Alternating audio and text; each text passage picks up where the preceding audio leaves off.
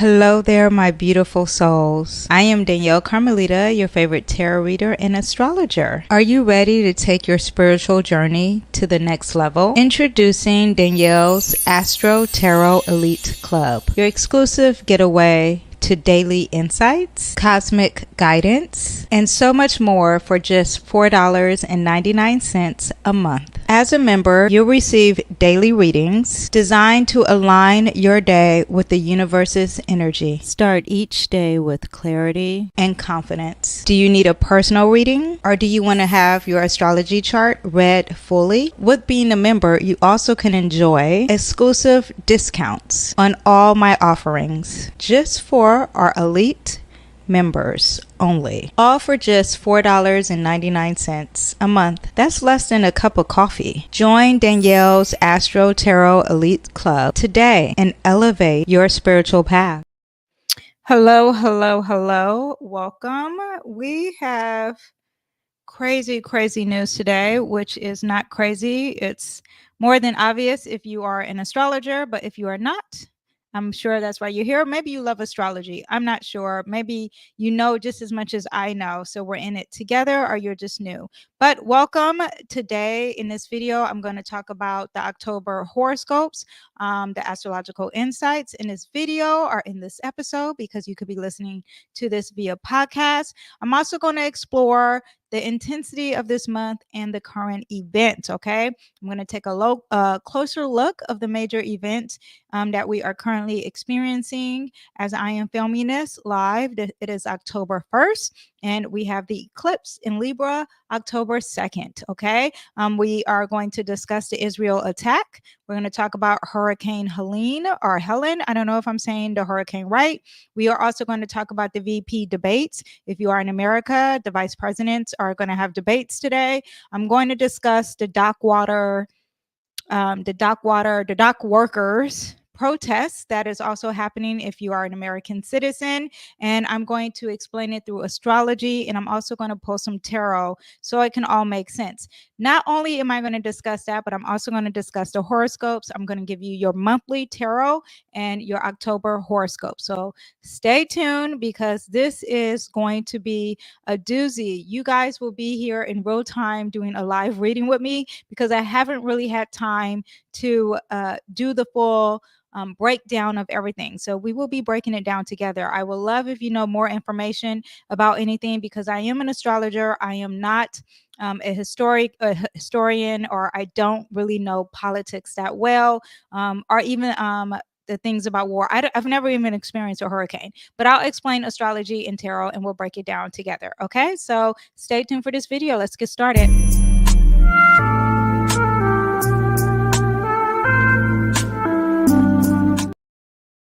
Okay, so first thing we have is, this is here. What is this article? Helene, we'll talk about that one first, the hurricane, okay? So we have the Hurricane Helene. Am I saying it right? I hope I am saying it right, you guys. We have this hurricane here. Let me scooch everything over here.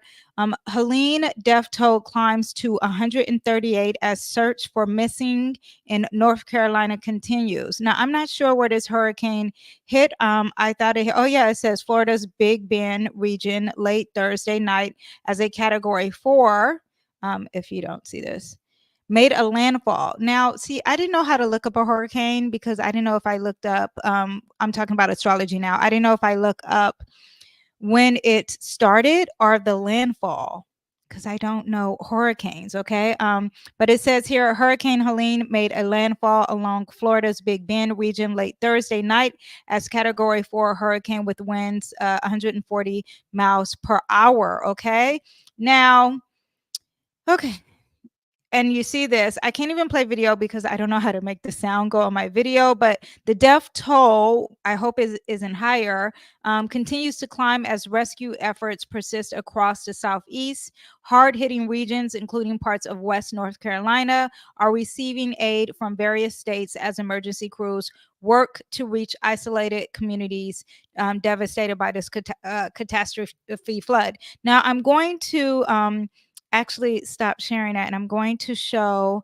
the chart here, okay, because I want you guys to understand what is going on. I'm going to take Israel down. I'm going to put the current chart. Okay, so this is just the current chart, and I want you to see what this is here. This is Uranus, and this is anytime there is a hurricane, okay, anytime there is a natural disaster and it is unpredictable, through astrology you look at Uranus. Okay, so if there was a dictionary and an astrology dictionary, you look up hurricane, this is the planet that will show it. Okay, not only is this Uranus 26 degrees is about your resources and about what you deem resourceful, your personal values, what you value, okay? And could represent your home because it could be your real estate. It could be where you live. You could value that. It could be real estate. It could be whatever you deem valuable, okay? It's in the sign Taurus. Taurus is an earth sign, okay? And when Uranus entered Taurus, there were, astrologers already had a prediction that there were going to be earthquakes, um, not huge, but earthquakes, because Jupiter is huge, but earthquakes and unpredictable natural disasters. Okay, as long as this planet is in the Earth sign, especially Taurus, and especially with farmland and resources, because this also is naming resources, we knew we were going to have this problem. So that was already a prediction, just overall in general.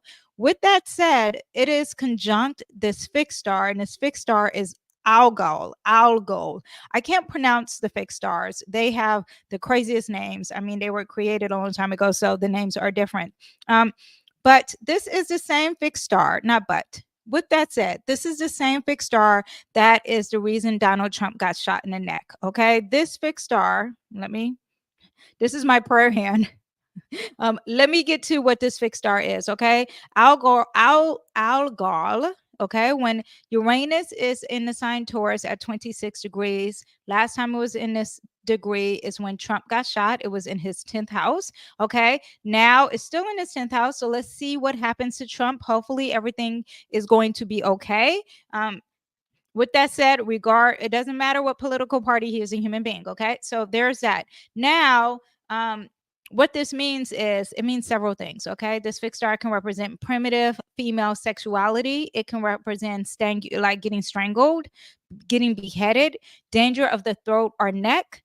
It could represent murder, violence, mass catastrophe, the evil one, the demon star, passionate, intent, and hysteria. Okay, it says very in my notes. Okay, very unfortunate fixed star. It is also with the planet Saturn, which is major doomsday. It is a big malefic, meaning negative planet, pessimistic, cold, hard lessons planet. Okay, very limiting kind of planet. And it's also with Jupiter, which Jupiter is going to make everything bigger than what it is. Okay, and now you have this in that fixed star. Now it's conjunct Uranus. Okay, and not only is it conjunct Uranus, but Uranus is retrograding. I'm sure we all are familiar, modern astrology, we all know about Mercury retrograde and car accidents, and you lose your emails, or you can't get the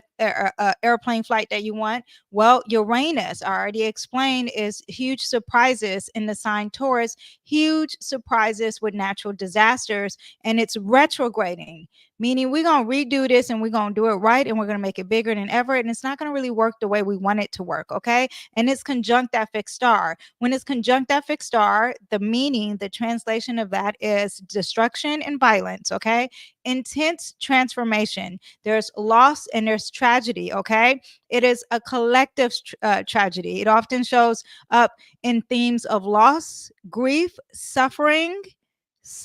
Okay, this could be related to this as a collective, or you could be experiencing this in your personal life, especially if you have Taurus placements. Okay, I think Trump has his MC here, that's why it affected him, and it will still be affecting him. Okay, But if you are a Taurus, this is affecting you, especially if it hits a direct degree, which is 26. Okay. So if you have a Taurus and you have a Taurus Mars, a Taurus moon, a Taurus sun, if it's 26 degrees, this is what you are experiencing. I will pull a tarot for you and we'll discuss that. Okay. But that is what's causing this natural disaster. And it's not just affecting huge, the collective, it also affects individually. Okay. Now, let me see what else it can represent. If you are dealing with this personally, I do want to add this things that it could be feminine rage, power. It could be a rebellion against authority. There could be mental or physical health issues too. Okay. Now, if you have this in your chart and it's affecting you in any kind of way, and also to the another way that it can affect you too is if you are any fixed sign. So if you are Scorpio, it's opposing maybe a Scorpio planet that you have. If you are a Leo, it is squaring that personal planet. And if you are an Aquarius, it is also squaring that personal planet. And if you have any of those planets in the sign of 26 degrees, first of all, when Trump got shot, something probably happened to you. Second of all, here it is, something else is happening to you. And I apologize. The things that you can do to work with this energy is that you can face your fears, okay? Algol, I'm sorry if I can't say it right, asks you to confront what you most fear. Okay. Instead of avoiding painful or dark experiences, then you need to head on. Face them head on. Okay. Also, it can cause you to be resilient in a crisis. Okay. It can bring hardships, but it symbolizes incredible resilience. You can tap into this energy and rebuild yourself after a crisis. I know that is really hard to say. If you lose a home, if you lost a loved one, if you lost your homeland, I just could not imagine losing my city. I just could not imagine losing what I depend on, my resources, my community. So I understand, and I truly truly am empathetic, and also I could not even imagine because I know I'm not going through it. I'm just giving you the tools that I have, and it's just the basic healings that I have. Okay. And I know because this fixed star is conjunct Saturn, there's a lot of pessimism, negativity attracted to this. So it's hard to see through the darkness now, but you will see the light at the end of the tunnel. Okay. There's healing through any type of transformation. Any type of transformation, and also awareness of its power. Okay. Once you are aware of this, then you can be mindful of situations in the future because it will always be there. Okay. And you can hit me up and I will look it up. So I'm gonna pull a card. Oh, I also wanted to say with this that there were a lot of discussions when reading the headlines and listening to the news. There was a lot of discussions with this about it being biblical floods. You're talking about 100 people or more dying, a lot of water. Okay. A lot of compassion or a lot of lack of compassion. This planet also is at the same time. Hold on, let me pull this up again. At the same time, this planet is sextile Neptune. So this is why you got to keep the faith. This is why you have to believe, because as long as it's sextile Neptune, that means God has put this energy of compassion and healing and spirituality and having faith and believing in God. He's put that energy out there. However, you have to work on it. It doesn't just land on your lap. I just want you to understand that. And I do want you to understand that Neptune retrograding in the sign Pisces, it rules water. Okay. Large amount of water. I'm talking about oceans. I'm talking about things you cannot even see, the depth of water, the depthness, the deepness of water. Okay. And this is also, I find that it's really tied to this hurricane. Anytime I'm reading the headlines, I see a lot of I hear a lot of Neptune and Pisces. Okay. So I'm going to pull a tarot for the hurricane. If you are experiencing this, or you just are here to just know about it. First, I'll say what can you do if you're going through this. We have the King of Brooms. It's time to relax. The King of Brooms is someone who's a fighter, and they're very confrontational, especially when they're in the reverse. And this is not the time to have conflict. It is the time to be bold and maybe more courageous than normal. Let me add something else to this. You need to leave. You see, this is literally, let me let me make this larger here. Hold on one second. Okay, so this is a transition. He's literally on a boat leaving. I know it's your home. It's time to leave. If you cannot leave, right, you're going to have some conflict. You're going to be not feeling like you're very strong. You're lacking some strength. Okay, wherever it is, God is going to lead the way, and you will have all the memories with you. You don't need tangible items to represent where you come from or where you live and who you are. All of that is still within you. Okay, but God is saying that this is going to give you a transition and there's going to be a change. Let me pull a card for the future for you guys. In the future, you're not going to be rested. Okay, you are going to be putting in a lot of work. It's okay, and it's not physical work, it's a lot of mental work. Okay, so this is a time not for rest. This is a time to mentally get it together and organize everything. Okay, so write down a list, get your stuff together. I'm sure this is common sense for all of you guys, but I just wanted to give you what the tarot has to say about this if you are going through it. For the collective who's not going through it, this is a time, this is someone who is self-made. And when someone is self-made and it's in reverse, I think this is a time to give and be charitable. Okay, there is a charitable card, but this is someone who is not just like focused on the things that they are basking in glory. This is not the time to be like, oh, I have all the luxuries in life. This is a time to focus on just the necessities in life. Maybe you need to focus on your bare necessities and what's really important to you and get rid of the excess. Okay, yeah, so that is what we have for the hurricane. Let's talk about, my husband always says, you always say, let's talk about, okay. I want to bring up now, I'm going to bring up the next current event here. And let's see what we have here. This is the dock water workers. Dock water workers may have, this annoys me. This annoys me, this layout here. Okay, dockwater workers may have the negotiating advantage in their strike against U.S. ports. Within 45,000 longshoremen at 36 U.S. ports from Maine to Texas on strike for the first time in decades. Experts say the workers may yield the upper hand in the standoff. Hopefully, this is not too long. I haven't even looked to see if it's too long. We're going to look at this together. Organized labor enjoys rising public support and has achieved a string of recent victories in other industries. Okay, so apparently the unions have worked. Now, when I see the word union, it definitely makes me think of Libra. Now, because you're talking about workers and you're talking about the dock and you're talking about water, it makes me think of the moon sign. And as an astrologer, that's what I will look at. But because we have union and also to the headline negotiation, that is major Libra. Major Libra. Okay. So I'm going to pull up the chart again and we're going to look and see.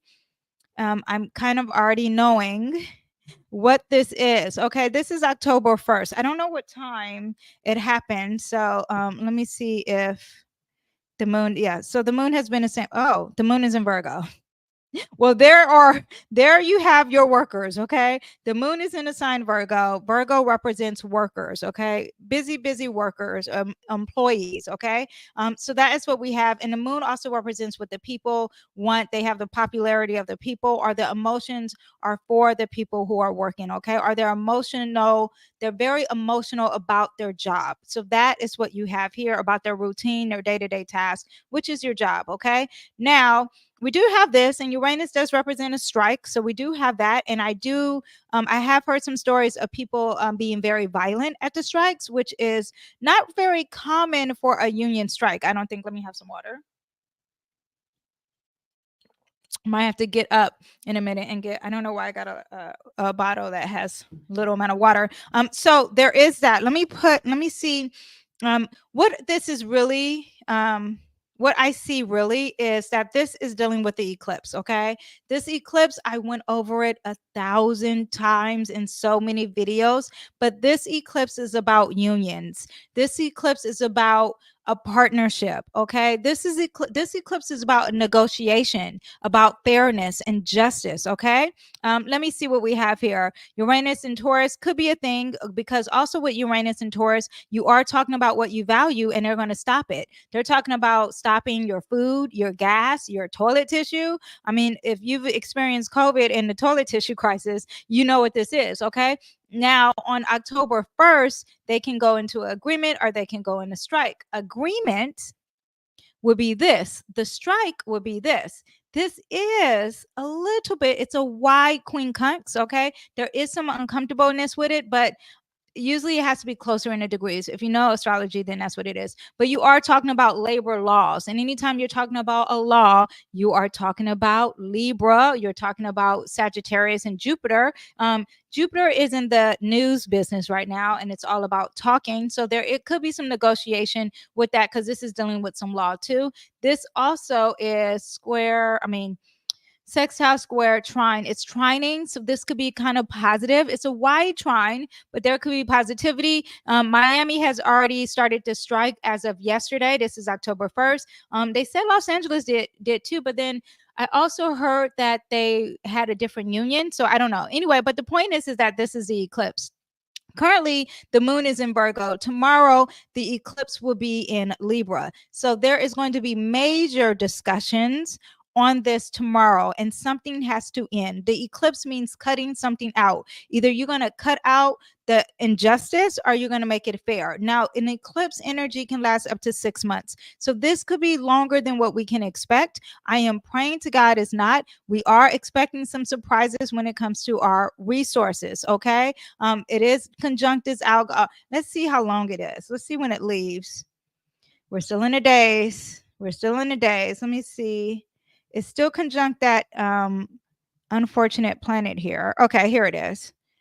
Around October 28th is when it leaves that fixed star, just so you guys know. So this can last all the way into there because this could have something to do with it because you are talking about strikes and it could be violent. I just want you to understand. But anytime we're talking about negotiations, you're talking about Libra. And then this moon that's talking about workers is going to move into this eclipse, and they're going to be more focused on the fairness, the justice, the union. Okay. Now, also, too, because we have this fixed star here, and when it's having an issue with the Libra thing, there could be some chaos. There could be fight the power. This is all about the revolution, about the people, and talking about power struggles and being liberated from something that you want to be free from, because it is representing some type of freedom. Okay. But this is a major eclipse thing. Oh, this eclipse has a lot of conjunctions. Actually, let me pull up my old notes. Okay, let me see how I don't know if any of you guys know about what is this app, Notable. I'm new to Notable, okay? So patience with me as I try to work it, but I'm going to pull up my eclipse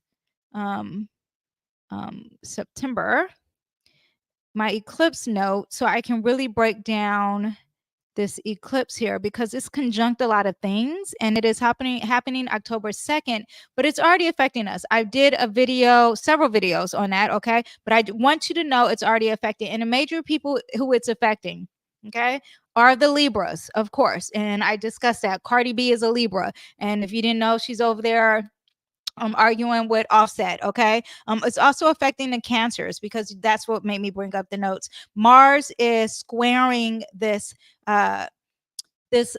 eclipse, and Mars is in the sign Cancer. Mars is how we fight and aggressive. I think this is why also with this element there's a lot of war and aggression, and we'll get into Israel in a minute. Okay, I think that's the next story.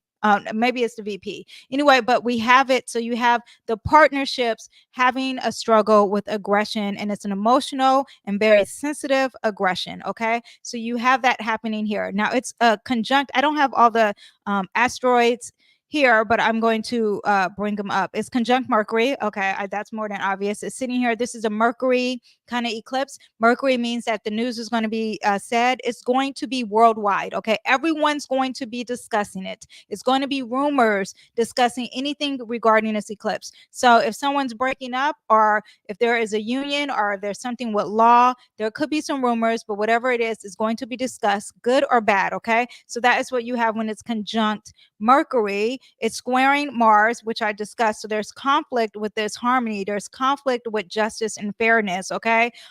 Also, there is a need to be fighting through sensitivity. Mars doesn't like to be in a sign Cancer, so it's already uncomfortable in that sign. Cancer likes to be like kind of fight things in a circle. A Cancer, a crab walks, it doesn't walk straight, it walks to the side. And so then that's how it kind of like fights, like, let me do it indirectly, let me be kind of passive with it. So there is that kind of energy, so be aware. Now it's quincunx Saturn in Pisces here too, and that Saturn in Pisces, and we're going to get into that a little bit more when we talk about Israel. I'm pretty sure, I don't even know Israel's chart, but I'm pretty sure we're going to talk about that. But since it's quincunx, anytime there's quincunx, you're uncomfortable, there's tension. Okay, so there's adjusting some boundaries, or some duties, or responsibilities, or some limitations, and you're uncomfortable with it. So this union, this fairness is limiting you,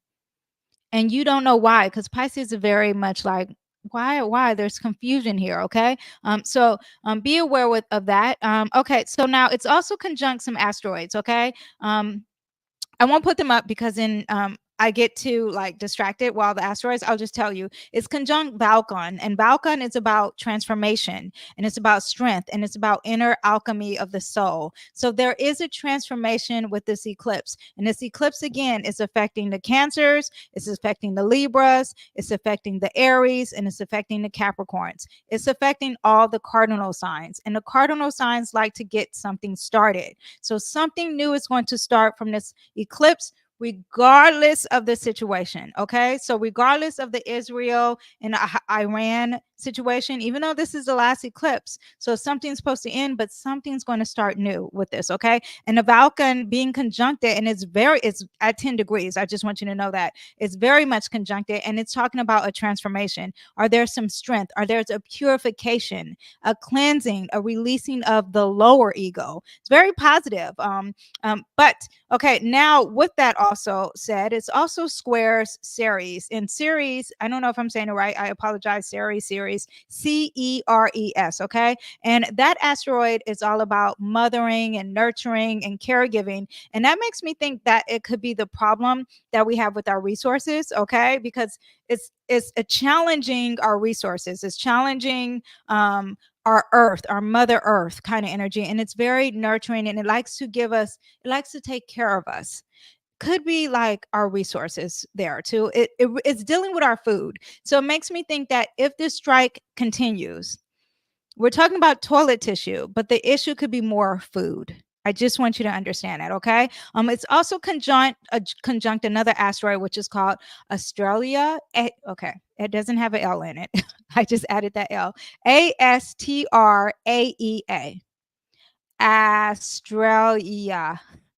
Okay, the goddess of justice and purity and innocence. Okay, just the fairness. Okay, I'm not going to let go until there is justice. I'm not going to let go until there is fairness, and I'm going to stay here to the end. What does that mean?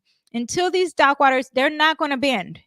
That's what that means. If they're on strike, they will be on strike until they get their justice. So we're going to get that. They're going to be very resilient, very persistent, very dedicated, and they're going to hold on to the situation. Either or, maybe both. Okay, because this is also dealing with Israel and Iran. Maybe both. Maybe they're like, both. I'm not giving up. I'm not giving up. And when you don't give up, when there's no compromise, there is no Libra energy happening. Okay, just want you to know. Okay.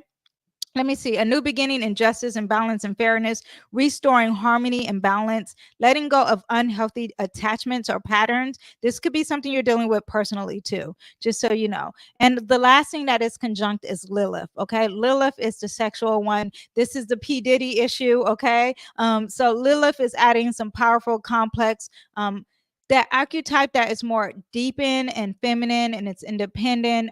It's about autonomy. It's about rebellion. It's the darker side. It's kind of like a little Scorpio kind of energy, okay? And it does represent sexuality and repressed desires and your shadow self, okay? It's also conjunct that, and an eclipse is about eclipsing something out of your life. So like, okay, I was that, or I do have taboo things, but you are making it too taboo, Mr. P. Diddy. And of course I'm biased with that comment. I do think he's guilty. I looked at, he doesn't have his time. I did a video on it. Check out the previous videos on it. Okay, so that is what we have for this hurricane, not the hurricane, for this strike. Let me pull a card, but let me go back to October's agenda, because I'll be all over the place. Okay, so let me pull a card on this hurricane here. Actually, let me mix these cards in. Let me mix the deck. How is everyone doing?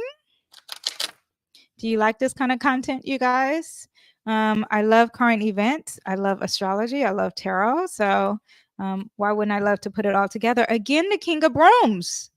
The King of Brooms in reverse. So this is going to cause some major conflict, you guys. They're going to be stubborn. The King of Brooms is a fire, and fire is, it makes me just think of Leo, the conflict. And when a Leo is in reverse, the conflict is not giving up.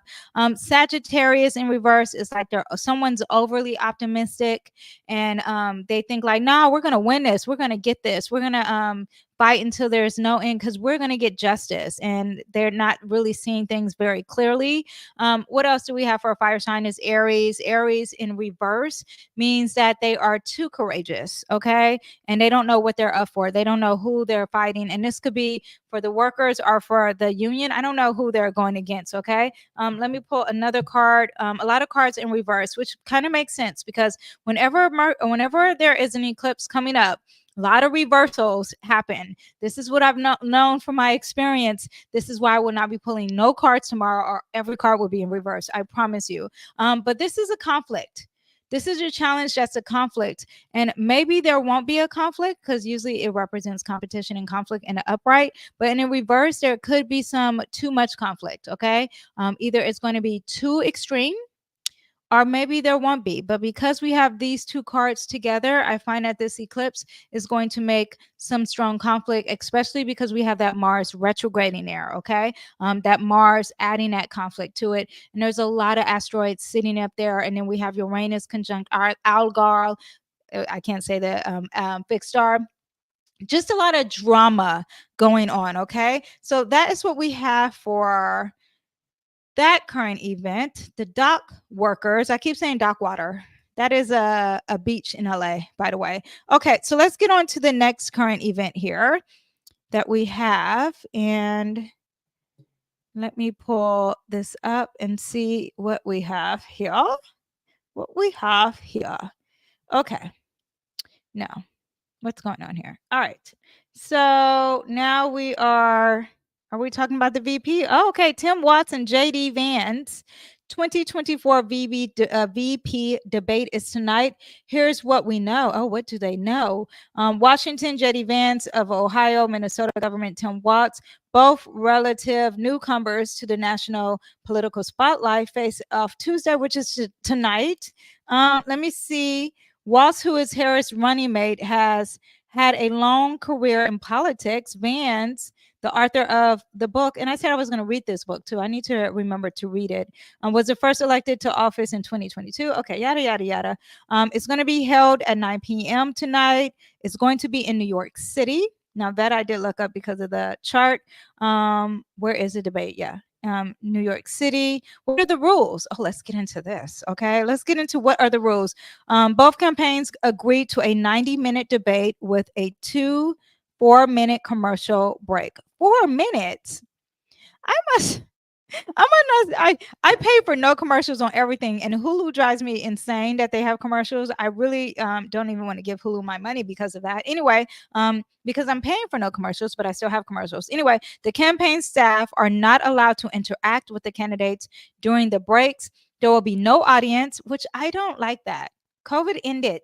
I want an audience, and I want the audience to be able to ask questions because we are the people, okay? A measure also implemented during the 2 previous presidential debates. Okay. At this event, at the event start, the moderators will introduce the candidates in order to incumbent party, okay, yada yada. Oh, there will be no opening statements. Waltz will stand behind. Okay. Vance will be at the podium. Okay. Candidates who cannot, oh, they cannot bring pre-written notes or props on stage. Now, I would love a prop. If you watch any of the Housewives, a good fan, a prop will be. Can you imagine Trump with a prop? That's so funny. They will not be allowed one. They will be allowed 1 minute of rebuttals. At moderator's discretion, candidates may get an additional minute to continue. Oh, that's interesting. At moderator's discretion. Who is hosting this? CBS. That's a Democratic channel. So if the moderators are hired by CBS, I mean, I don't know. That's just what I think. Vance won a virtual coin toss on Thursday. So I guess he's deciding who goes first and he's opting to go second. Okay. So yeah, that is what we have. Now let's go to the stars. Okay. This is the part that I like here. Let's see what the stars has to say about this debate. Now, I do want to give a disclaimer, which is so annoying. JD Vance, I do have a time for him. I don't have a time for Mr. Tim Waltz. So that is annoying. Okay. But let's get into what we have for Mr. JD. Let's see what he has because he's more fun because we have a birth time on him. Okay. Now, anytime there is a debate or argument or a fight or a competition, I go on and I mosey on over to the 7th house because the 7th house represents your open enemies. And here we are. The open enemy, I would think, is with JD Vance. It is Kamala Harris and the VP Tim Watts, the VP nominee Tim Watts, right? We have Saturn in a sign Pisces. That means he might be restricted or limited in some way. Maybe he could be. It is in retrograde, so I'll say it's the negative. The positive is that he is persistent and that he is thinking long term, and he's going to take his time, and he's very serious. Okay, very planned kind of energy. Now the negative is that he is negative. Okay, he's pessimistic. He doesn't think he's going to win this debate. That is what I feel here when I see this. This here is confusion, lies. That's Neptune and Pisces. They're both in Pisces. So we're dealing with some lies, some secrets. Neptune is going to bring the confusion in here. It's going to be like, huh? What are you saying? So we could get this with him. And that's what I love when I have a birth time, because now it's more than obvious what's going on here. Okay. Let me see. Okay. His Mercury is in the 2nd house. So he's probably going to talk a lot about finances and resources, the economy.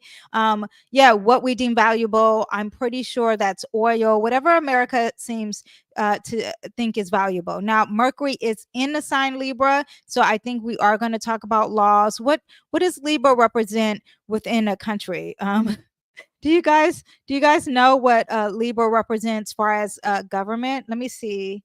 I'm trying to think of like what words will Libra represent with government. I would think that law, and I don't know. First of all, it is interesting because we are talking about Libra and they're both VPs, and a Libra is your partner. So their partners are going to be having this debate, and Mercury's in a sign Libra. So that's very interesting. But when we have Mercury in Libra, maybe they're going to talk about some diplomatic things or maybe international relationships, because you are talking about relationships with Libra. Some lawmaking things, because Libra does represent law, or what is justice, what is fair, balancing power, making power fair. Maybe they're going to talk about public image. That could be happening. So I wonder if they're going to talk about Kamala's is she black? Is she not? I wonder if JD Vance is going to talk about that, because she is a Libra sun, and this Mercury could be tiptoeing on that Libra-ness. Maybe not. I think her Libra is more towards the end here, a higher degree, but that could be happening. You could be talking about some partnerships, some type of team, some type of alliance, like who's your alliance. There could be this debate could be boring because when Mercury is in the sign Libra, you really don't want to have conflict. So there could be a lot of passive aggressiveness or avoiding some kind of conflict. You could be talking about, they could be, now could be JD and Tim Watts could be debating things on civil rights or equality. I just want to throw this out there so you can know you never know the things that are brought up, but Libra also represents aesthetics and fashion. So this will be interesting if that topic comes up. Now, if I pull up Tim Watts here, because we don't have a birth time, so we can't look at his houses, okay? I do want to point out that he is an Aries. I do not know anything about Tim Watts, but my husband was on the phone and I'm like, oh my gosh, he's an Aries. He's short tempered. He has aggression, military here, a fighter. Does he even work well with Kamala? I would not think so. I don't know if I did a video on Tim Watts. I probably did a piece of a video on him, but I didn't do his own video because I was waiting on his birth time. But this is a lot of energy in Aries, that stallion in Aries. This is a fighter. This is someone, and I wonder if the debate, if he's going to be aggressive. Now, this debate is opposing all this harmony and Libra and justice energy, okay? So I'm wondering if this is going to be a problem with him. He won't be able to balance the two. He won't be able to keep it straight and be harmonious and have some grace and charm. He might come off very aggressive, or he might be extreme on both sides. Let's see how that plays out for him. Yeah, but I don't know the house of it. I don't know anything else with it. Yeah. I'm trying to see what else that we can have. Mars is not post retrograding yet, but there could be a lot of this aggression here. It may not be direct too. So that could be a thing too. It's not fun when you don't have the time. And if anyone has the time on him, then I can give you some direct things. So let me pull a card and let's see who's going to be the winner. If there is a winner, usually with these debates, there's no winner. Okay. But let's pull a card. Let me mix up the deck a few times here. If you guys want to know the tarot I'm using the Bohemian Secrets Tarot. I've been using it nonstop. I used to change my tarot decks and now I'm just using this. Okay. Okay. So again, another reverse card because this eclipse is like, stop using these tarot cards. Okay. Let me see.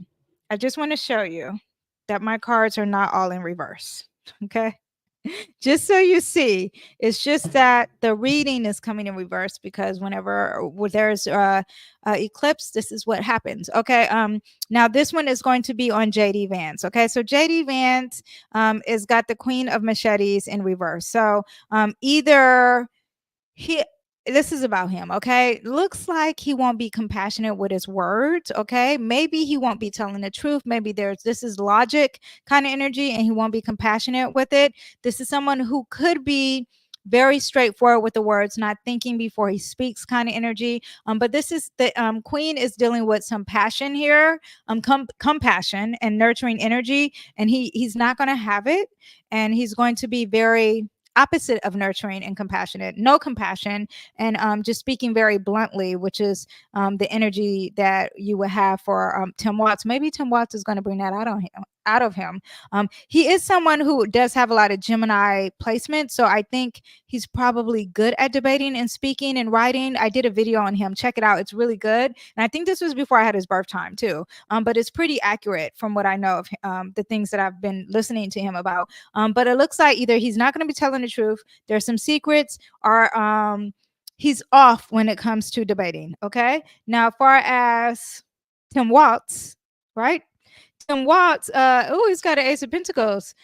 He's going to be getting some new opportunities here in finances, maybe some new support. That is the first upright card that we got. So it looks like Tim Watts, it might be working for him. Let's see if that Saturn in Pisces in JD's thing is that he's really prepared and he's been taking his time to study every detail and to be very meticulous about this speech.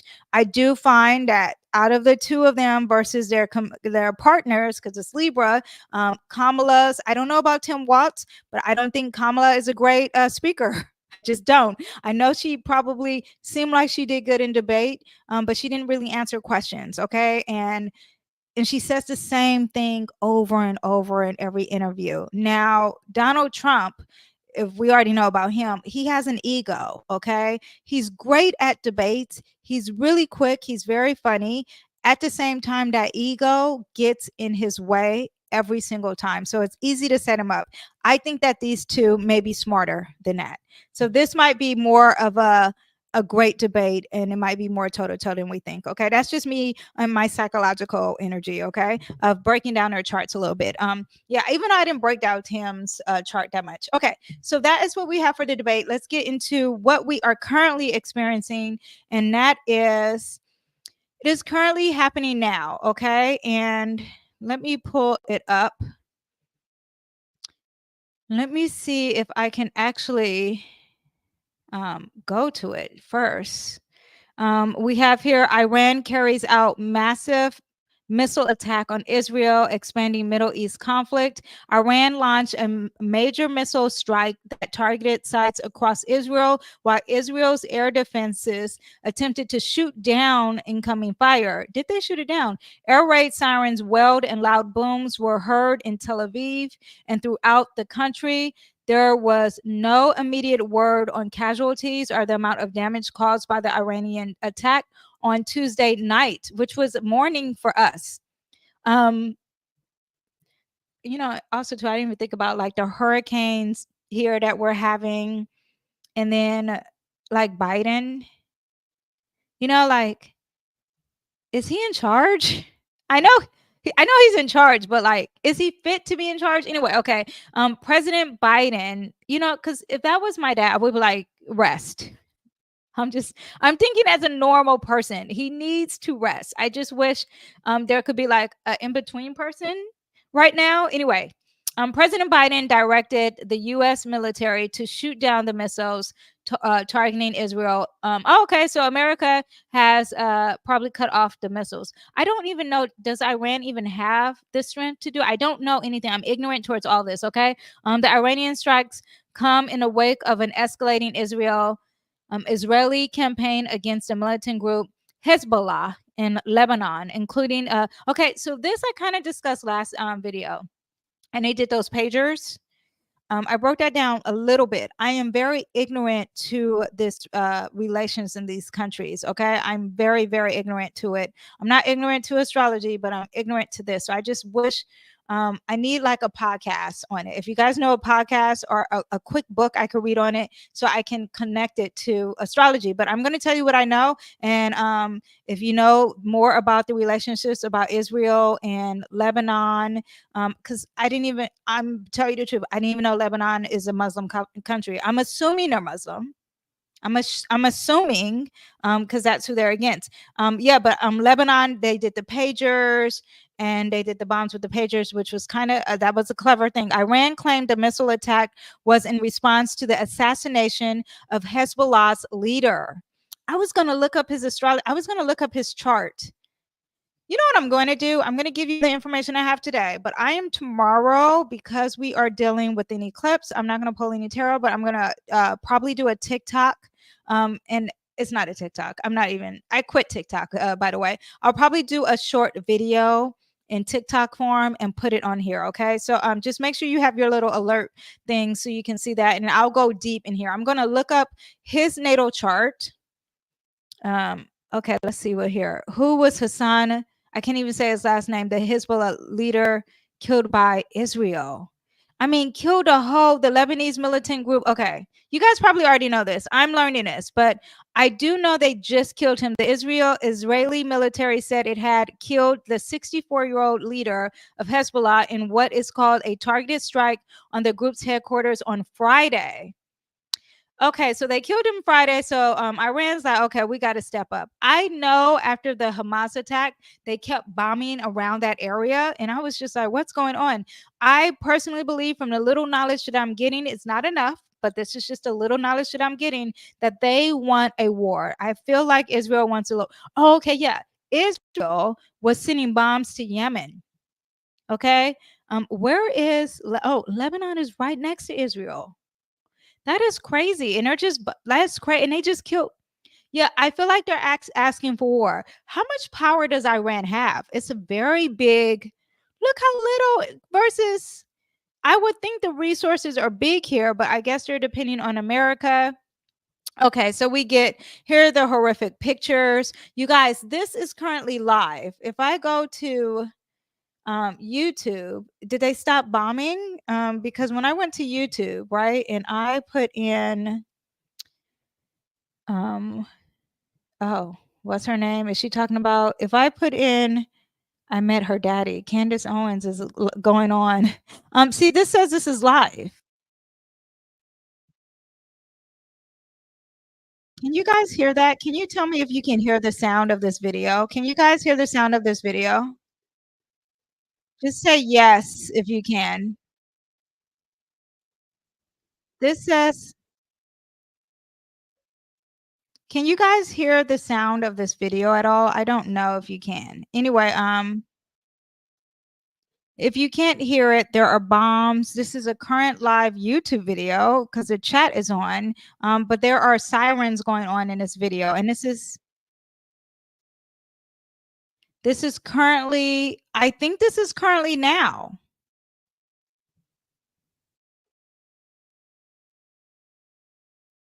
But I feel like I seen this.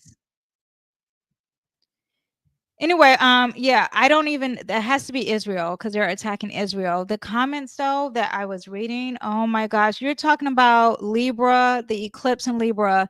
You talk about Muslim versus Jewish. Oh, okay. See, look, you see the Jewish, I'm pretty sure Muslim flag, it's just like crazy. Anyway, and I'm not saying it that they shouldn't be passionate. I'm just saying it's very much Bloods Crips kind of energy, and that is what that Libra energy is really meaning. Okay, so let me break this down in an astrology chart real quick, and I'm going to do the best I can for as the knowledge that I have on Israel and that country. Let me bring up the chart real quick. Okay, wait. That wasn't the chart. Let me bring up the chart so you guys can see what we have here. And let me remove him. Okay. Let's see. Who do we have? Do we have Israel? Here's Israel. I hope this is that the Israel? Oh, okay, it is. All right. Now I'm gonna put up what's currently happening. Okay. Here is Libra. This is where the eclipse is, okay? For everyone who needs to understand, it is in their first house. An eclipse in the first house is very intense, okay? It is no bueno, okay? That means that everything that we are seeing, all this stuff is playing out part of their persona. This is interesting too. Israel, the country, has Neptune and Libra in their first house. Neptune, to me, represents deception and secrets, and also conspiracy. Occult. Okay. Neptune also could represent religion. It's retrograding. I find that retrogrades are not positive. Okay. And this is its image. I have Neptune in the first house in my personal chart. It's not retrograding, and I do constantly change my image. Today I will have a wig. I mean, it changes within an hour or two. I can change my image within after I hang up this live. Okay. So a lot of chameleon kind of energy is what I have with that first house. A lot of compassion. Even when I was reading the hurricane, I would have cried if I wasn't on YouTube live. I would have been crying. Okay. So a lot of compassion, a lot of empathy, and really feeling the energy of others. I get that constantly. Now, retrograding is a no, no, no, no, no. I think that this is and you're talking about not a country, I mean, not a person, but a country. I'm thinking this is deception and lies here and secrets in regards to their relations and open enemies. Okay. Just so you know that. Now, last time Hamas attacked Israel, that was, I think, the first Libra eclipse.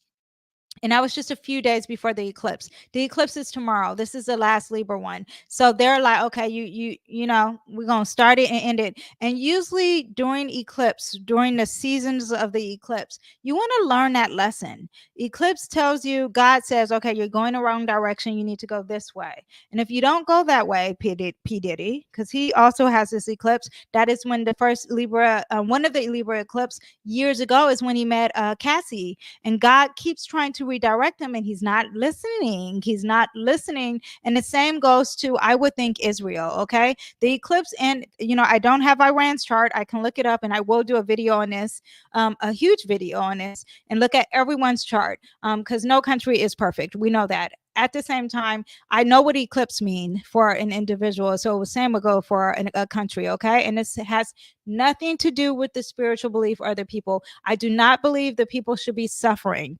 However, this eclipse represents a lot of deaths. Okay. I do want you to understand that it could be a death of a leader. Now, this eclipse is also squaring this Mars in Cancer. And this Mars in Cancer is giving us on top of their image. So there is war. There's war in what everyone sees them as. This is what everyone sees them as, but on the stage for them. So like, let's say they're giving a speech.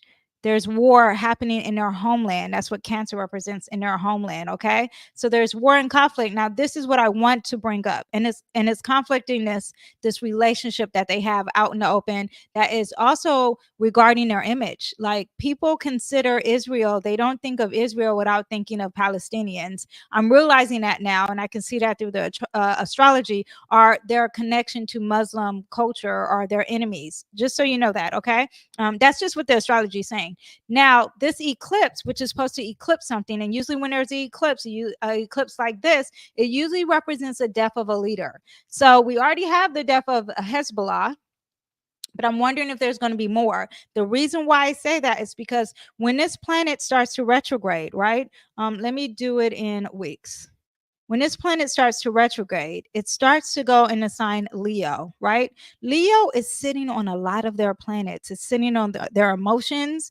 Makes me think a loss of a president, and then it starts to retrograde. There's something here that's going to be big with Israel. This gets around the end of the year. Okay, it's already in war, but it's going to be worse for them. Okay, and then not only does it retrograde with leadership on top of their emotions, which I'll do a deeper reading on this, but then with better wording. Okay, because I need time and a thesaurus sometimes to break down on better wording. But not only is it deeper with this, and this is their hopes and dreams in their future. And sometimes the moon represents an insecurity. I just want you to understand that. And this conflict in their leadership, there's an insecurity there and a lot of high emotions. And there's a high conflict with it. And then it retrogrades in the sign Cancer, back in the sign Cancer, which is their homeland. And this is their reputation. And their reputation and aggression in their homeland is like, do they lose it? Yeah, it gets serious there. We'll get into that a little bit later. Let me see what else. If I have anything on Israel, Mars in Cancer is the pre-shadow. Retrograde phase starts October 4th. So we're going to get this a little bit more, but we're already dealing with that eclipse, right? And it could be the brewing of these conflicts. It was just like, come on, we had these conflicts, and now it's time to just make them explode. So it could be exploding even worse when it retrogrades, okay? Pluto and Capricorn, which represents government. So I just want to bring that out. Where is their Pluto and Capricorn? Oh, by the time that it next year will be in Aquarius, but let's go back to now. Pluto and Capricorn, it's happening in our homeland. Oh, wow. So Pluto is going to be direct, and Pluto is representing transformation in their government at home. I wonder if the leader is going to change. I wonder if he's going to die. I'm just, but there is power shifts or control or authority there's going to be a transformation in that could be happening for him. It is retrograding currently now, but it will go direct. I think I said that in the October video. Okay. This is what I want to say, which I haven't brought this up in any of the other things, but this month in October, we do have a full moon in Aries, right? And that happens on the 17th. So let me pull that up and let's see what we have here. A full moon in Aries is very war, okay? Aries represents war. The leader of Aries is Mars, which represents war, okay? War, war, war. And now you have Mars retrograding. The ruler of this full moon is retrograding. Not retrograding yet, but pre-shadow phase retrograding. And this is the ruler of this full moon. And this full moon, let me see. Is it on the 17th? It might be on the 16th, whatever. So I think it's on the 17th, but later on that night or whatever. Anyway, but this full moon here is happening with their open enemies. Their open enemies will either be insecure, because that's what that moon represents, an insecurity here. So let's see what this full moon is. And it is a climax. It's like, this is it. Has hit the fan. Okay, that is what the full moon represents in regards to their relationships in their team or their open enemies. Okay, so let's see how that plays out for them. I'm going to pull a card. Let me see if I had any things. Yeah. Oh, also too, I want to say that their open enemies, not their secret enemies, has the North Node and Aries in their chart, and Chiron and Aries. And this is someone that means that Iran or whoever is their open enemies are starting to build the confidence and assertiveness. They're starting to say, you know what, there's growth if I need to fight you. Okay. They are healing some wounds with some courage. And they are like, you know what, I'm going to overcome my fear and we're going to confront you. That's what this means here. Okay. So I don't even know if they want to fight, but that is basically what that means. Let me pull some cards on Israel, and we'll pull some cards on Iran. Okay. Why hasn't this changed here? Moving slow. Why hasn't this shifted? This annoys me. This thing, let me see if I make it annoying. My computer is moving slow and it's not listening to me. Solo, press shift 1. I'm scared to press shift 1. Oh, okay, didn't have to press it. Okay. Here we go. I'm going to pull some cards on Iran, and then we'll pull some cards on Israel. Okay. First of all, I need to pull some cards on the conflict. We'll do that on this conflict. On this conflict, there is no chill. There is no chill. Okay, we are going to get a lot of news, a lot of words. This is, can you see this? This represents, this is, first of all, I pulled the 4 of machetes, which is the 4 of swords, and usually it means resting the words. I don't think the news is going to rest. I think there's going to be constant words, and we did have that eclipse conjunct Mercury. So a lot of news, a lot of words, could be a lot of rumors, could be a lot of secrets. It's communication. Okay. And there's no resting with this. So either the lies are going to be bad, or it's going to be endless, too much information that could be happening too. Far as Iran is not living in their, within their spirituality. Okay. They're not using their spiritual wisdom. They're not using your intuition. The high priestess in reverse is someone who is out of touch in their spirituality, and they could be making some decisions that goes out of what they truly believe. Okay. And I don't know anything about Iran. Okay. Far as Israel, they are the same. Okay. They have the Queen of Cups, and they are not practicing any compassion. There is no love. They do not care about their relationships with anyone at this time. Very selfish energy, the Queen of Cups in reverse. Okay. Yeah, but selfish far as partnerships, selfish far as, and just no spiritual awareness too is what's going on. Okay. No compassion. Okay. So that is what we have for the reading of that. Now I'm going to do the horoscopes. Okay. Before I do the horoscopes, I forgot to do my current event button, but before I do the horoscopes, I want you to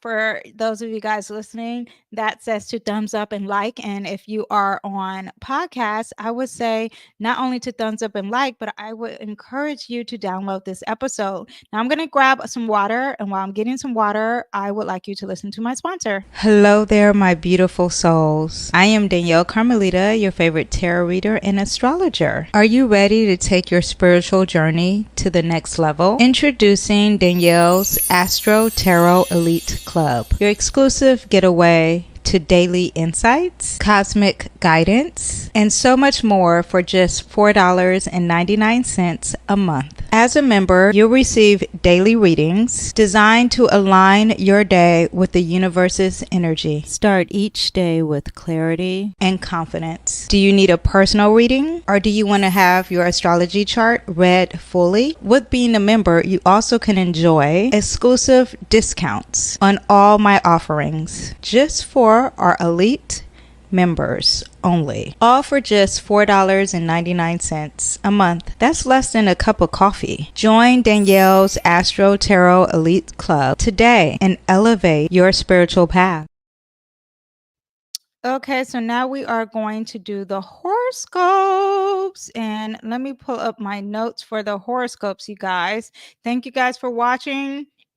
Thank you guys for supporting. I am going to change this chart to currently now, and I'm going to pull you guys up so you guys can see it. And what is that? Yeah, okay, so we're gonna, before I even start, I want you guys to look at your sun, okay, which is your sun sign. I want you to really this time to look at your moon sign, because we are talking about an eclipse, okay? And also we're talking about Mars in a sign Cancer, and who is the ruler of Mars while it's retrograding? It is the moon. Okay, so look at your moon sign for your horoscopes, and then also look at your rising, which is going to be accurate for you. Okay, so we're going to start off with Aries. Aries. Let me see what I have here for you guys. Aries, let me change it to hours.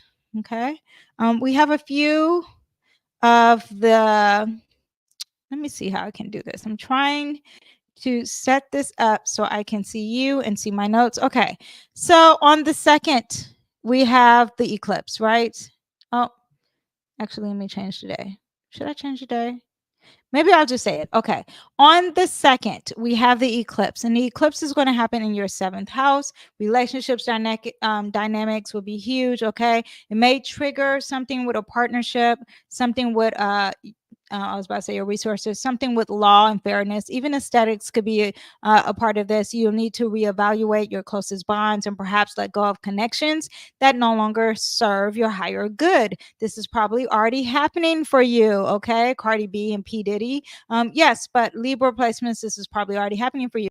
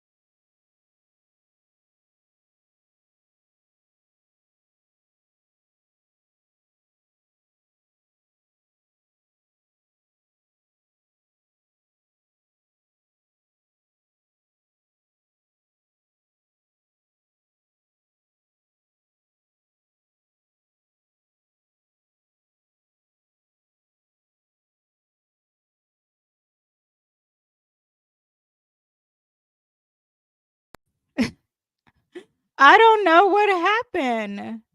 Am I still on here? Is this the same video? Okay.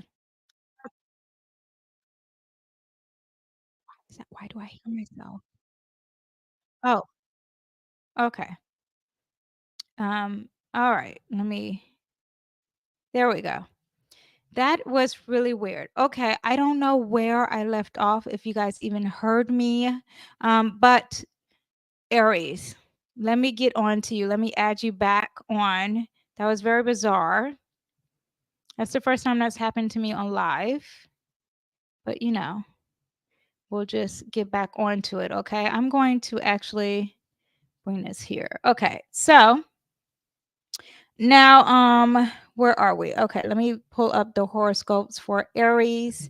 Aries, I don't know. Let me know. Did you guys see any of that? Where did I leave off? Did you guys hear any of the Aries thing? Okay, October 2nd, we have I don't know if I should do this over. Let me know if you guys heard anything and where it ended. But October 2nd, we have your eclipse. It's going to be something with relationships. Something might be ending in a relationship. You already know. It could be with aesthetics. It could be also with a partnership or a work partner. And Jupiter is going to retrograde in the sign Gemini. Jupiter retrograding in that third house is going to be about reevaluating your communication, maybe something that you're learning, a new learning thing that is beginning of learning. Okay, writing represents this too, and you're redoing it. Okay. Now, Pluto is going to go direct in his 10th house, and this is something where your career or your public image, and now it's going to be ending.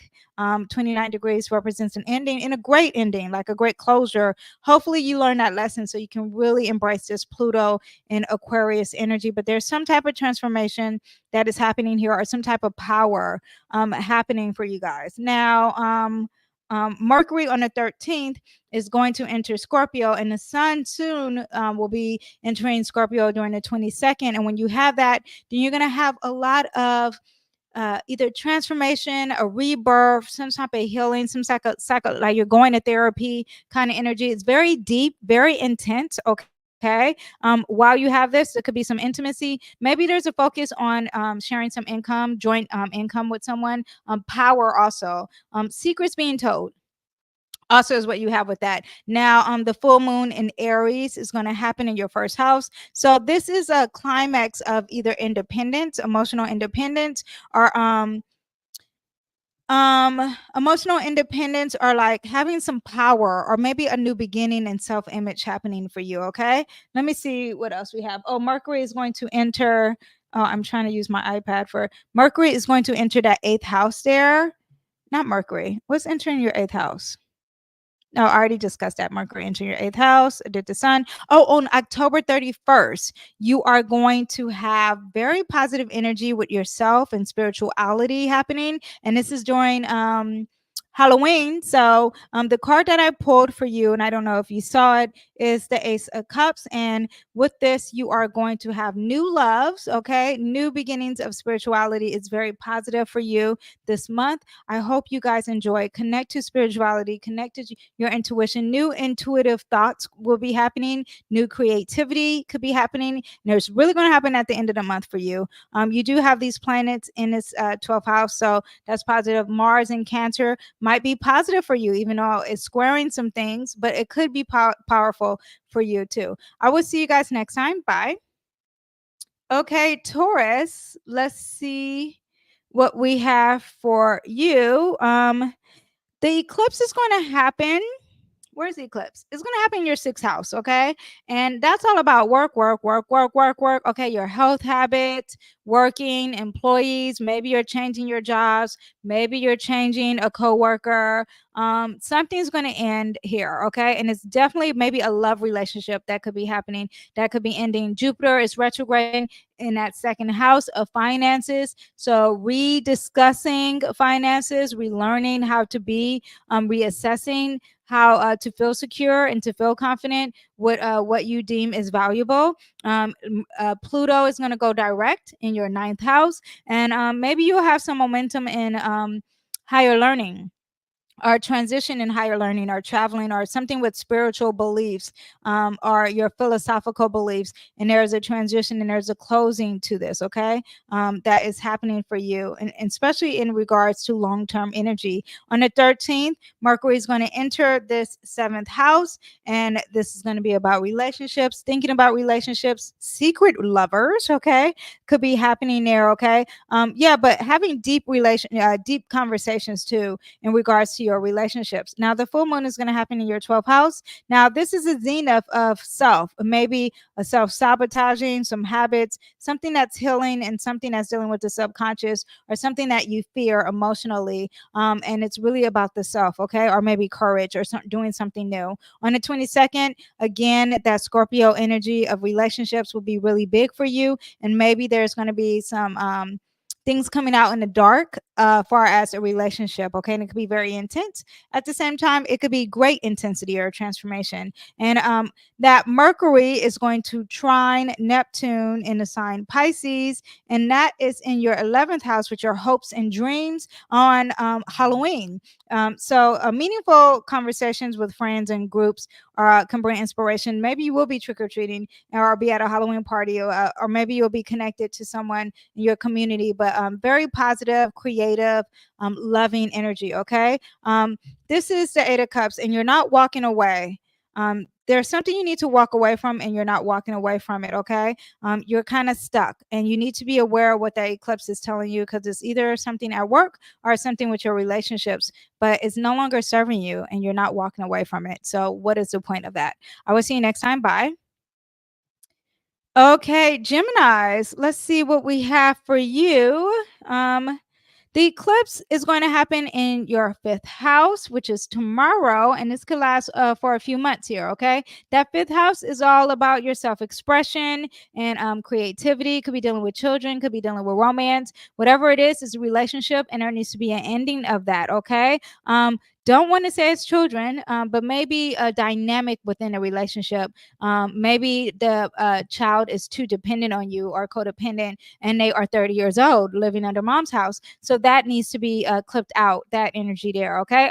But it could be a new beginning in creativity, romance, or personal projects on the horizon. This eclipse could bring surprising shifts in a love life or creative breakthroughs. On the 9th, Jupiter is going to retrograde in that first house, of course, because you're a Gemini rising. And when it retrogrades in that first house, then you start to feel more optimistic and have great abundance in speaking and being who you truly are. The sign asks you to reflect your personal growth and redoing and revisiting that image, that self image that you have, and discussing it, or maybe even thinking about it. Okay. Now, on the 11th, Pluto will go direct in the sign Capricorn in that 8th house of secrets and shared resources. And maybe you'll move forward when it comes to money or intimacy, or getting help, or some healing, or some psychology healing. There's a transformation here, and it's moving forward, and it's going to be intense because this is the end of it. Okay. Now, on the 13th, Mercury is going to enter the 6th house of work.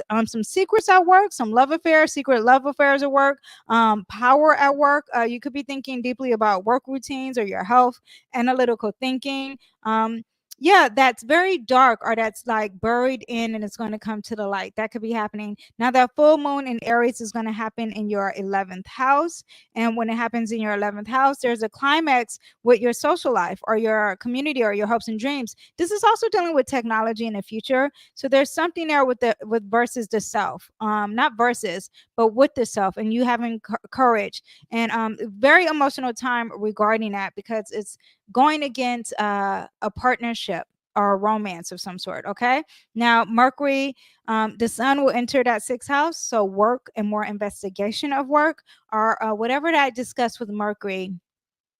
With health could be happening, or the secrets, are you being secretive about health? This also could be taboo. Okay, something taboo could be happening there too, within regards to work or your work habits, or with your small pets. On the 31st is positive. Halloween is happening, and in your 10th house, Neptune is going to trine Mercury, which would be in this house, and great conversations with some coworkers or thinking about work or your pets in regards to your public image. So that's positive. Maybe it'll be a Halloween party and something's great. There's going to be compassion here. Okay. Let me pull a card. We have the Knight of Cups. Ooh, love. Okay. Someone who's compassionate, someone's really using your intuition. Very loving, very positive, is in an upright. This is someone who's very anxious to be in love or anxious to have relations and in a positive way. And that is what is going to have for you in October. So be open to love and be receptive. Also, using your intuition and being compassionate and being creative is going to be great for you this month. All right. I'll see you guys next time. Bye. Okay, concepts. Let's see what we have for you in the month of October. October 2nd, that eclipse is going to happen in your fourth house. This is something dealing with home, the relationship with your home, relationship with your foundations. Emotionally, there is a cutoff and you're having adjustments, okay? Maybe with a partnership in the home or your past, okay, or your mom. I hate that I'm like slightly covered. Should I do this? Okay, I think we'll do this. Okay. Yeah. So that's what you have now. Jupiter is going to retrograde in that 12th house. Okay. And it's going to retrograde in secrets. Ew, solitude, spirituality. Maybe you're rediscovering your spirituality or your subconscious or some hidden enemies here. Maybe that's going to stir up some stuff. On the 11th, Pluto is going to go direct in that 7th house of relationships. Could be relationships at work, because this is seems like this is work or like some kind of restrictive, powerful, some type of power struggle in a relationship could be happening here. Okay. Deep transformation in a relationship moving forward. Yeah. Or working with a partner who's restricted or kind of boring, because Scorpio, this is not Scorpio, Capricorn seems kind of serious. Okay. Mercury is going to enter the 5th house and the sun will be entering the 5th house in October. And when it enters the 5th house, this is highlighting a lot of fun, not a lot of kind of taboo fun, or being intimate with someone, or a lot of power play, deep conversations, intimacy, psychology with children, some fertility or like a rebirth of fertility could be happening. Now on the 31st is very positive. Neptune in that 9th house is going to trine all this energy here in this 5th house, and very positive when it comes to romance, your self-expression, who you really are, what you find fun, with your in your philosophy or maybe even higher education. Okay. Could be traveling. We have the Tower card. So I would think this eclipse or something with that Mars and Cancer in that 1st house is going to bring an abrupt change for you. It's going to cause an not expect, and it's going to shake your foundation, your home. It could be physical or literal. And what the truth is that with this card is that you are dependent on a structure that you can no longer depend on. Okay. Not can longer depend on, but you shouldn't have been dependent on. Okay. You should depend on the resources that God has given you, your intuition, your logic, your ability to be compassionate and creative and love, and this energy is fear. And if there's a change that happens spontaneously, out of the blue, I want you to understand you need to release and let God. Okay. I will see you guys next time. Bye. I have that under Gemini the whole time? That was supposed to be Cancer. That was not Gemini. Okay. All right. Leo. Let's see what we have for you. The eclipse is happening in your 3rd house. Okay, so this is all about communication. Maybe a new chapter in communication. Maybe you are cutting.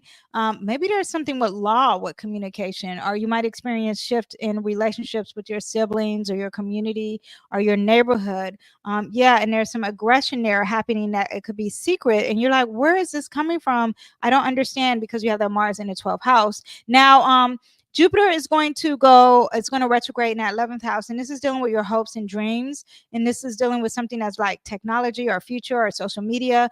This could be dealing with a social network or socializing too.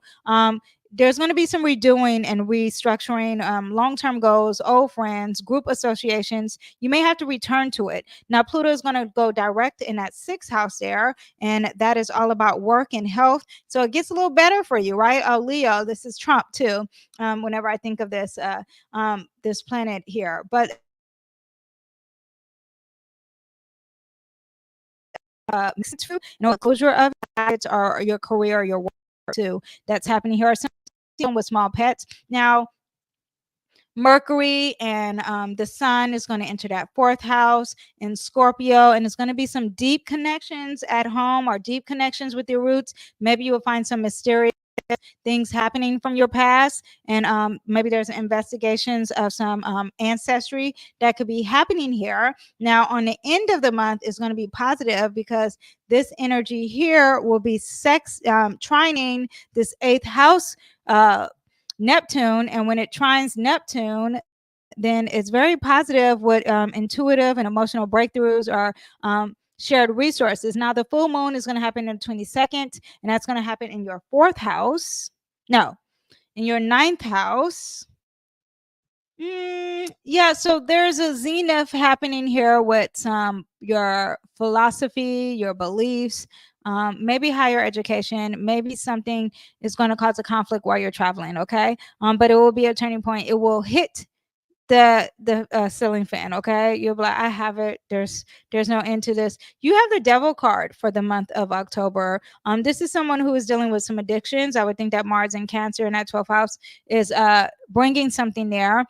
You feel like you're imprisoned. You feel like you're trapped. Maybe this is someone who's very materialistic. This is someone who has some toxic energy, and you need to release it. Okay, this is not godlike, and what I mean by godlike, these are all tangible things. This could be someone who's so serious about their image and their career or what the public thinks, instead of just releasing that ego. And when you have the devil card, it's all about the ego. Okay, so release the ego, and then you will be free from the shackles. Okay, I will see you guys next time. Bye. Okay, let's see what we have for you. Let's see what we have for you. Let me get some water first on my Virgos. Hmm. Okay. Virgos, this is happening. The eclipse is happening in your second house. Oh, this is some money. Okay. Some resources here. And you probably already been feeling this, and it's not going great with your social network or your hopes and dreams or your future. Yeah, so that is what we have for this eclipse. You've probably already been feeling it, okay? But it's something about either your self-worth or something with your finances or your financial goals, okay? Now, Jupiter is going to retrograde in your 10th house. It's been there for this whole time, right? And the 10th house is representing your public image and your reputation. So there'll be some redoing of some words here. Okay, whatever it is, how you're coming across to people in the public, you're going to have to redo it. Take your time, because the optimism and the luck is going to be slowing down there, and you're going to have to redo some steps. Now, Mercury and the sun is going to enter Scorpio, and that's going to be in that third house of communication. So really investigating and reading. You might be reading some thrillers or some novels of killing, but your mind will be sharp. Conversations will be deep. You'll be focused on communication, learning, engaging in maybe your community, and maybe uncovering hidden truths intellectually, and it's going to be probing your mind. This is someone who can solve a mystery. So this is a time to solve the mystery during Mercury, and that's going to be around the 13th. Okay. Now, the full moon is going to be in the sign Aries. That's going to be in your 8th house. And when you have this in the 8th house, there is financial matters related to shared resources, taxes, debts, or investments, and it might be coming to a head. It's also a time for emotional release, transformation, maybe therapy, or things that are very secretive, and there's a climax to it. This also represents intimacy and power, too, okay? Now, on the 31st, Mercury is going to trine Neptune, and that's going to be in your 7th house. This is great love and relationships and communicating with love and relationships, far as when it comes to Halloween around that time. This is abundance in relationships and family, okay? There's a lot of love for you in the month of October. relationships and love. So this eclipse is really good for you, and this month is going to bring very positive energy for us love. Okay, and using your intuition. I will see you guys next time. Bye. Okay, Libras, let's see what we have for you. The eclipse, of course, is happening in your first house. You guys are the same as Israel, okay? Now, Israel is a Libra rising. You guys are a Libra. And this is something with the self-image, the relationship of self, probably. Maybe this is a new beginning for you, redefining your identity. Did you make some physical changes? I wonder, did you cut your hair? Something with aesthetics could be happening here, or maybe you were with the relationship and that was part of your identity and that got cut off. That could be happening here. Mars in that 10th house makes me think of someone who has conflict with someone who they feel safe with for as their public image and their reputation. So Jupiter is going to be retrograding in your 9th house. That 9th house is dealing with some higher philosophy, could be dealing with religion and law too. But whatever it is, you're going to have to redo it. It's also traveling. You might have to reconsider a travel plan, or something's going to happen with that because it's retrograding, and that's like Mercury retrograding, right? Now, Pluto is going to be direct in that 4th house of home. So the transformation that you have with home is coming to an end, whatever that restriction is. Yeah, and it's going to get better for you. It could be dealing with your home, your family, your mom, domestic environment, or resolving deep-seated. On the 13th and on the 22nd, Mercury will move into Scorpio and the Sun will move into Scorpio. And that's going to happen in your 2nd house of finances. So you're going to be really serious about your finances. Did you get some money recently? Because Venus is in that, is it? In that house there, you could be naturally getting some money here or spending. Hopefully you're not spending. But yeah, secretly getting money, like someone secretly gave you some money from a mysterious place. Anyway, that could be happening. Now that full moon in Aries is in that 7th house of relationships. So relationships will reach a climax. You probably will be fighting with someone. You're already dealing with that eclipse of self and relationship. Now it's relationship with a partner. This could be a business partner, or this could be a love relationship. This also could be being brave with who you are too, in regards to a relationship. Let me pull a card for you guys. Libras. We have the Knight of Machetes. This is somewhat like you because you are an air sign, and it's like you're not living in your truth. You're not being who you really are. This is someone who's the Knight is very anxious and it's not moving fast. So you're moving too slow. You're not being honest. You could be keeping some secrets. Let me see. Do we have any 12th house energy? It could be dealing with that eclipse because Virgo is the ruler of your 12th house, and that is the ruler there with this eclipse. But there's some truth that's not being said. There's some honesty. You're not being logic, okay? You're not doing the research. So those things need to happen, okay? I will see you guys next time. Bye. Okay, Scorpio. Scorpio, the eclipse is happening in your 12th house. So either there is a huge eclipsing happening. You could be experiencing the death of a loved one, of a partner or a business partner. Maybe there's some injustice or fairness that's coming to an end for you for as law. That could be happening.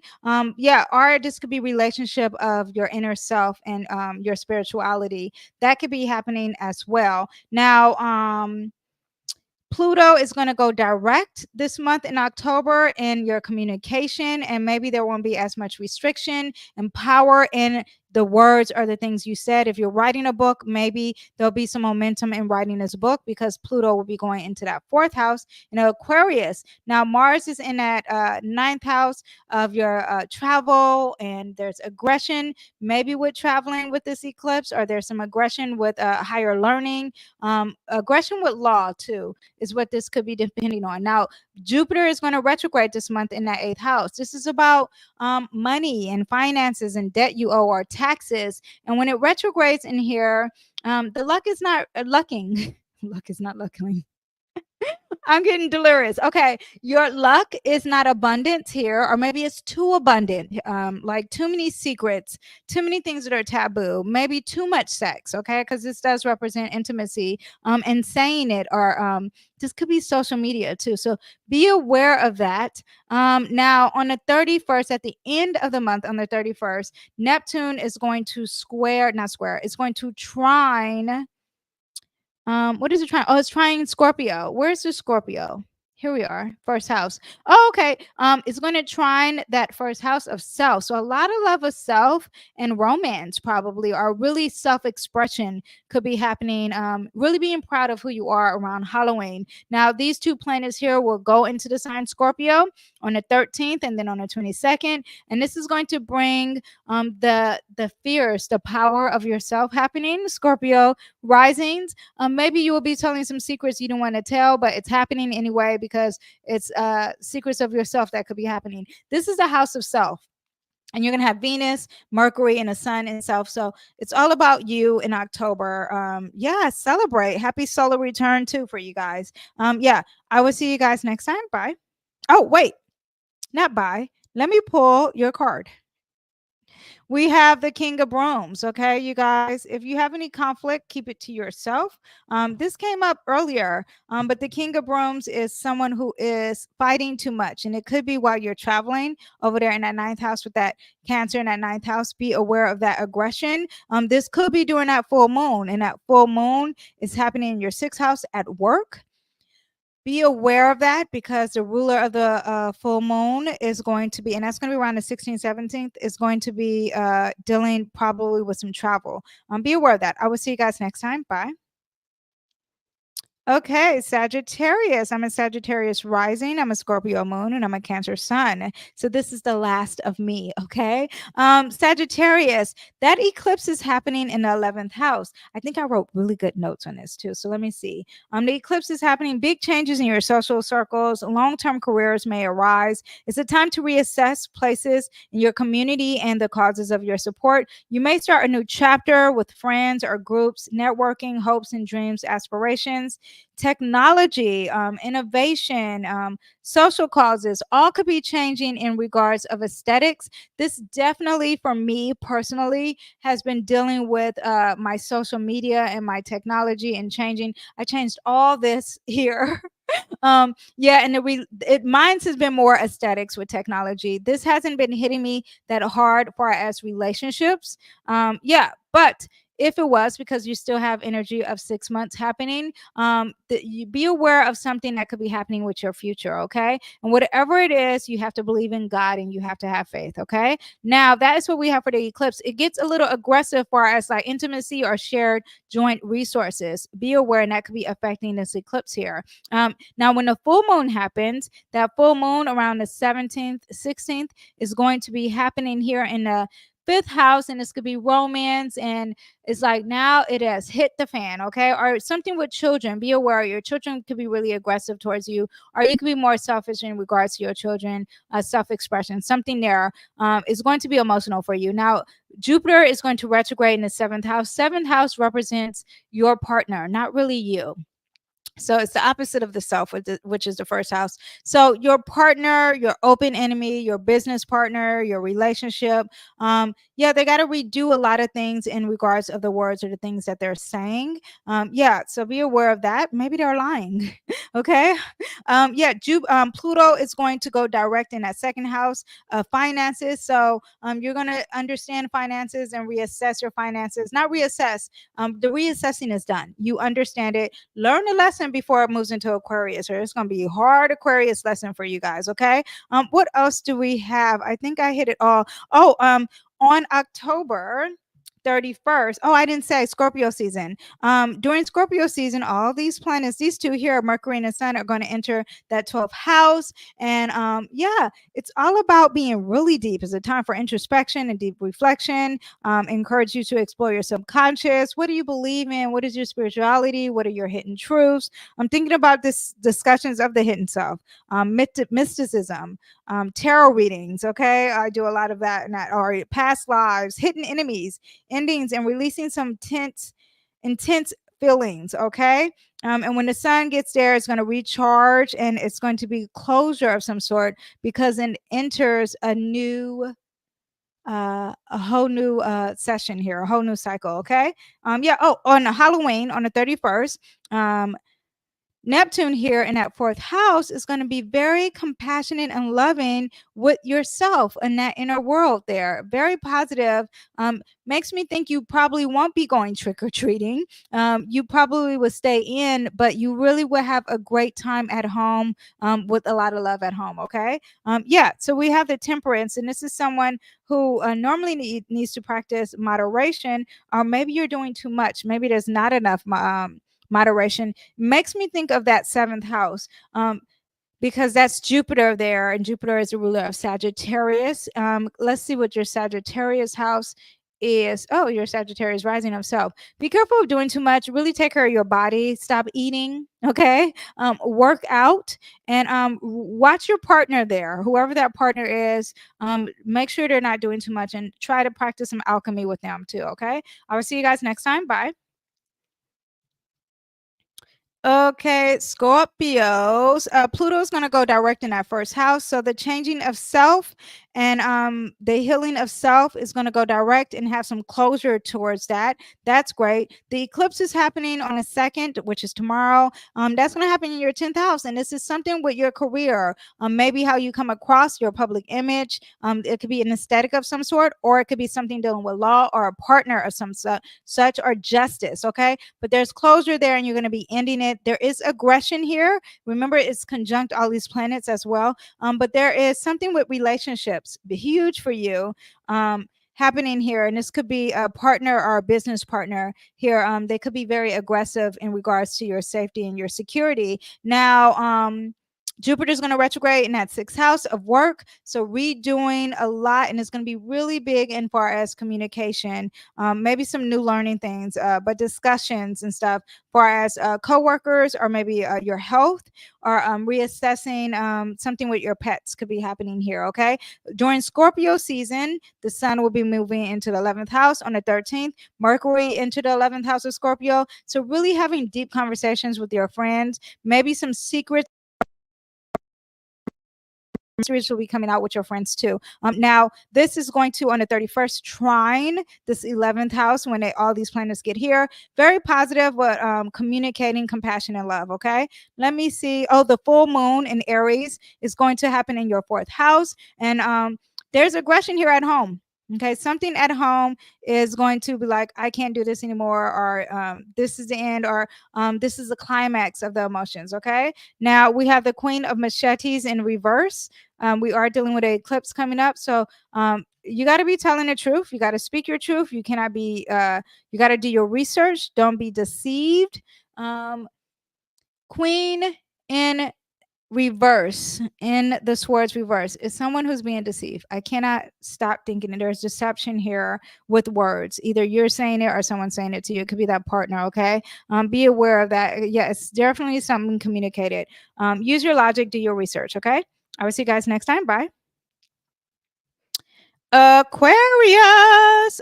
Pluto is going to go direct in your 10th house this month, and your 12th house. So limitations of the self. Okay. Yeah, that's going to be happening and being better. A deep psychological transformations could be moving forward. Okay. And setting some boundaries or restrictions from something that was limiting you. Now on tomorrow, the eclipse is happening in your 9th house. This is something that you're changing or eclipsing, or something's going to stop in regards to travel, your philosophies, higher education. Yeah, something, or maybe even a guru you once believed in. That relationship is going to end, right? And it's causing some conflict at work. Now, during Scorpio season on the 22nd and on the 13th of this month, there's going to be some highlighting and bringing some dark secrets of your image, or how you come on the stage. Maybe you'll be more powerful here. That would be great. Jupiter is going to retrograde. You have to reassess how you come across, or maybe even some hobbies. That's got to change here. It's fine. Everyone's got to redo some steps. Now, the full moon is going to happen in that third house, and you may be emotional, and there's communication here, or something with your siblings or yourself and your community. That could be happening too, versus the world. Okay, community versus the world, or you writing a novel versus being published. That could be happening here. Now, 31st is very positive though, right? There is a trine here with Scorpio energy, meaning your public image. There's love here as far as your resources and compassion there, okay? Are you loving yourself? Yeah, great energy, very positive. You are going to have new opportunities of finances and resources coming your way in October. Very positive, okay? I will see you guys next time. Bye. Pisces, welcome to your reading. October 2nd, the lunar eclipse, which is tomorrow, is going to happen in your 8th house. So significant changes in your resources, your money that you owe, could be taxes, intimate relationships, therapy, psychological healing, financial truths could be transforming. Very intense energy, and you are eclipsing it out of your life, or someone who is controlling you as a partner, you are eclipsing it out of your life. On the 9th of October, Jupiter is going to retrograde in your 4th house of home, your emotional foundation, and it might invite you to reconsider or expand what you find safe, or who is your home environment, your family, or opportunities to resolve some family issues. This is also maybe rediscovering your ancestry and your past, okay, Miss Kamala? Because I just keep thinking of Candace Owens. If you don't know, then you don't know. Pluto is going to go direct in Capricorn, and that's going to be at 11th house of your hopes and dreams. Transformations with some friends, or your social circles, or long-term goals here, that could be starting to close, and learn those lessons before you get into Aquarius, because you don't want to step into Aquarius and not really be confident with this Capricorn energy, okay? Yeah, it is about lessons too. Yeah. This could be hopes and dreams. This could be dealing with the future. This could be aspirations. This could be some friendships too. Okay. But that's going to come to an end. It's going to feel like a sense of urgency too. Now, on the 13th and on the 22nd, Mercury is going to enter the sign Scorpio, and that's going to enter your 9th house. It could be traveling, conversations about higher learning, philosophy, spiritual beliefs. Yeah, being really deep and really intense intellectually, that's going to happen for you, or maybe the mystery of something at school, or while you're traveling, or things that are very taboo can be coming up for you as well. The full moon is going to be in Aries. That's going to be in your 2nd house. And when you have that, it's like emotional far as your self-worth. It's emotional far as your finances too. So yeah, that could be coming up. And that full moon is in on the 17th. It could be dealing with some financial matters too. And releasing some outdated beliefs around money, or what you think is worth something. Okay. Now on the 31st, which is Halloween, very positive. Okay. And Pisces, I wonder, why does it say Aquarius? Where is my Pisces? I am so sorry. I am been doing this too long. Okay. Pisces. I've been discussing you, okay? I apologize. But Mercury in Scorpio on the 31st is going to be in that 1st house, love of self, okay? This is trying, this is positive on Halloween. Like philosophies, are having deep conversations, compassion, maybe even with a guru, or like something very spiritual, or like religion of some sort could be happening. This is a highly intuitive and creative time for you. Pisces, your thoughts and communications will align with your spiritual insights, making a great time to expressing your dreams, your intuition, or creative projects. You'll feel deeply connected in your inner self, and may receive important messages through your dreams or meditation. And the card we have for you, this could be a kid happening. We have that Mars in Cancer in that 5th house. It could be a young kid who is an air sign, so a Libra, a Gemini, air sign, Libra, Gemini. Who am I missing? Libra, Aquarius. That could be a young sign, and you need to pay attention to them. Or there is a message coming your way in regards to socializing and truth and communication. So look out for that this month. It could be both. Okay. Yeah, a message. And we just said follow your dreams. All right, that is what we have for the horoscopes. Thank you guys for watching. I'm sorry it cut off in the middle there. I am going to save this live, and I'll try to reduce that middle part that cut off. But yeah, it will have all your horoscopes. The eclipse is happening. It's affecting the collective, and it may be affecting you. So check out all your horoscopes if you missed anything. I will see you guys, I think tomorrow. We'll see. I'm going to do Israel in deep. I'm going to look at their chart. I'm going to look at Iran's chart, and I'm going to look at Lebanon's chart. All right. I will see you guys next time. Bye. Oh, wait. Play outro.